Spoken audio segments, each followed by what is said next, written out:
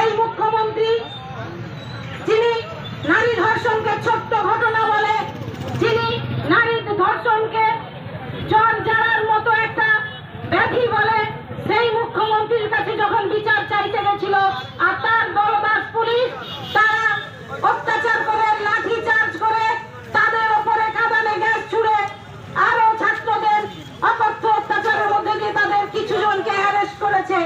তারই প্রতিবাদে ভারতীয় জনতা পার্টি আগামীকাল সকাল 6টা থেকে সন্ধ্যে 6টা 12 ঘন্টার পথ অবরোধ, সেই পথ অবরোধ শুধু নয় বন্ধ রেখেছে।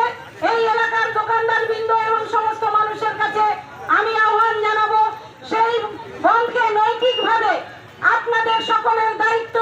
আমাদের সকলের বাড়িতেই মা বোন আছে, তাদের রক্ষার জন্য, তাদের আত্মরক্ষা শুধু নয়, তাদের সম্মান প্রদর্শনের জন্য আমাদেরকে এই বন্ধ সফল করতেই হবে।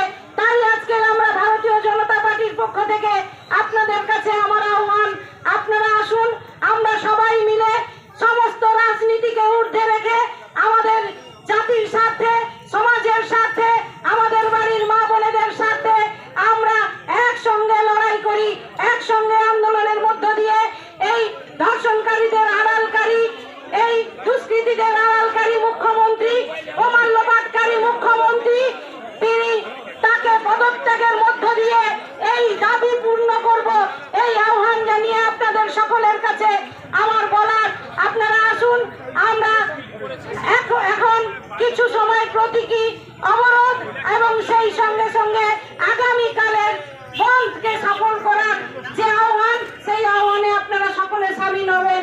সকলকে এই কথা বলে আমার ছোট্ট বক্তব্য শেষ করলাম।